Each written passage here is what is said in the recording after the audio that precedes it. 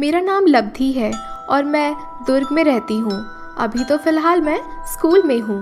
School में मेरे बहुत सारे फ्रेंड्स बने हैं, लेकिन उनमें से कुछ ऐसे फ्रेंड्स होते हैं जो आपके दिल के बहुत ही करीब होते हैं। मेरे भी कुछ ऐसे ही फ्रेंड्स हैं जिनका नाम है हर्ष, कुशाल और लविक। जी हाँ, आपने सही समझा, ये तीनों लड़के ही हैं। मेरी लड़कियों से बचपन से ही कुछ ज़्यादा खास बनी नहीं, उनके नखरे ही थोड़े बहुत ज़्यादा ही होते हैं, तो मेरी लड़कों से ही बनती थी। और मेरे पूरे स्कूल में सिर्फ लड़के ही दोस्त थे। जब हम चारों साथ होते हैं तो हमें किसी की भी ज़रूरत नहीं होती, और जैसे तैसे एक साथ पढ़ाई कर कर हमने स्कूल की बहुत सारी क्लासेस पास कर ली थी। लेकिन अब आई थी 12th की पारी, और ये बहुत ही मुश्किल था हमारे लिए। लकीली हम सबका घर एक दूसरे के बहुत ही पास है, तो हम सब एक ही के घर में मिलते थे और साथ ही में ग्रुप स्टडी कर लिया करते थे। स्टडीज़ तो बहुत कम होती थी, मस्तियाँ ही बहुत ज़्यादा हो जाया करती थी। हम अक्सर लविक के घर में ही मिलते थे, क्योंकि उसकी मम्मी बहुत ही टेस्टी स्नैक्स बनाती थी, और ऐसा टेस्ट मेरी मम्मी के हाथ में भी नहीं था, तो हमें स्नैक्स खाने का बहाना भी मिल जाता था और पढ़ाई भी थोड़ी बहुत हो ही जाती थी। जैसे तैसे दिन बीतने लगे और हमारे बोर्ड एग्ज़ाम्स बहुत ज़्यादा ही पास आने लगे थे। हमारे घर वाले भी अब फिक्र करने लगे थे, तो हम सब ने वापस से ग्रुप स्टडी स्टार्ट कर दी, और इस बार हम सब सीरियसली ही पढ़ाई करने लगे। ये देखकर हमारे पेरेंट्स भी बहुत ज़्यादा खुश हो गए थे। उन्होंने हमें एक दूसरे के घर में स्टे करने की भी अनुमति दे दी थी। कि हमारा रूटीन ही हो गया था कि हम सुबह स्कूल जाते और शाम को कोचिंग, उसके बाद फिर हम सब किसी भी एक के घर में वापस से मिलते। थोड़ी देर मस्ती करने के बाद हम सब स्टडीज़ करते और फिर वही एक घर में सो जाया करते थे। साथ बैठकर पढ़ने और खाने में मज़ा भी बहुत आता था, और पढ़ाई में इंटरेस्ट भी बहुत जल्दी लग जाता था, और जिसे जो कोई भी डाउट होता था वो एक दूसरे से पूछ लिया करते थे। फिर बहुत दिन बीत गए और हमारे बोर्ड एग्ज़ाम स्टार्ट हो गए। पूरे मार्च महीने हमारे बोर्ड एग्ज़ाम्स चलते रहे, और जैसे ही हमारे बोर्ड एग्ज़ाम्स कंप्लीट हुए, चलो यार फाइनली हमारे एग्ज़ाम्स ख़त्म हो गए, अब हम लोग एक्चुअल वाली मस्ती कर सकते हैं। अरे लब्धि, तू बिल्कुल सही कह रही यार, ये रोज रोज की पढ़ाई से मैं तो बहुत थक गया था। चुप कर हर्ष, तू कौन सा रोज रोज पढ़ाई करता था, देखा हूँ मैं, पता नहीं पास होगा कि नहीं। अरे नहीं लविक, हर्ष थोड़ा बहुत पढ़ ही लिया करता था। और तुम लोग कुशाल को कैसे भूल रहे हो, इस साल तो वो पक्का टॉप करने वाला है। अरे कहाँ यार, ये कैसी बातें कर रही है तू।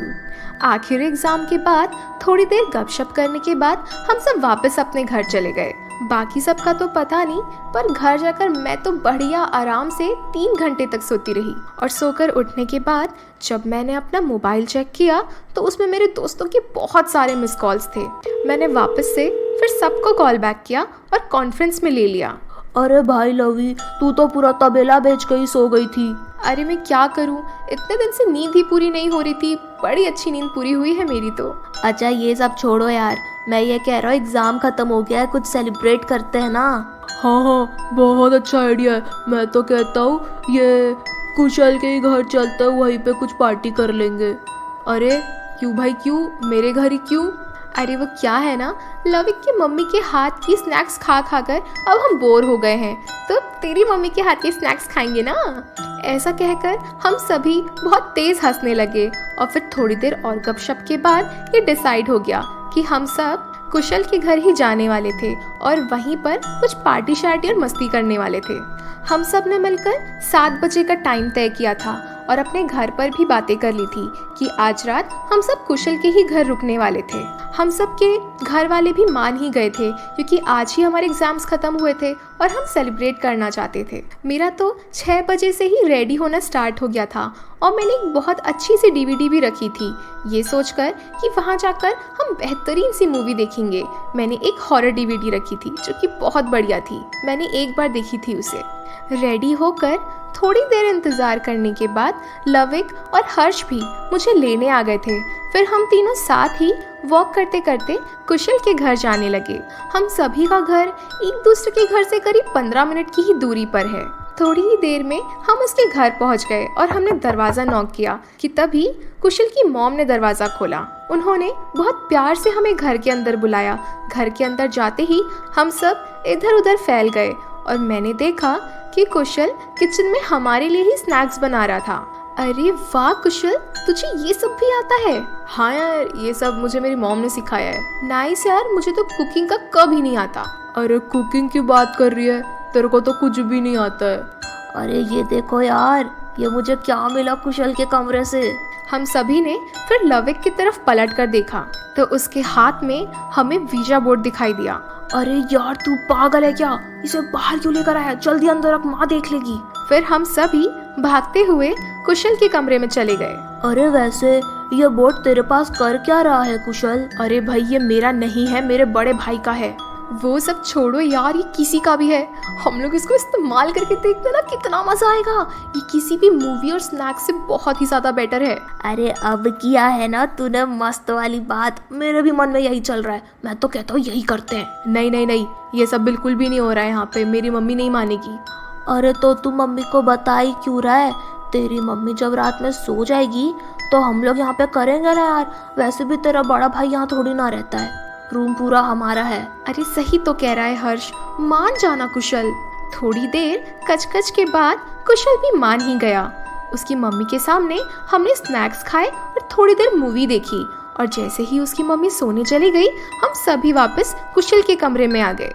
हमने करीब आधे घंटे के अंदर ही रूम के अंदर पूरा ही भूतिया माहौल बना दिया था। हमने रूम की लाइट बहुत ही ज़्यादा कम कर दी थी और फैन भी ऑफ कर दिया था और हर्ष ने जगह जगह बहुत सारे कैंडल्स लगा दिए थे। और इसी बीच कुशल वीजा बोर्ड को बॉक्स से बाहर निकाल रहा था और उसकी बाकी सारी चीज़ें भी। धीरे धीरे हमने सारी चीज़ें सेट कर दी और अब हम पूरी तरह से तैयार थे कि उस बोर्ड को इस्तेमाल कर सके। अच्छा पहले मेरे को ये बताओ कि सब कुछ रेडी तो हो गया है, पर हम बुलाएंगे किससे और बात किससे करना है? तू तो ऐसे कह रहा है जैसे बुलाने से सच में आ जाएगा। झूठ मूठ का होता है ये तो।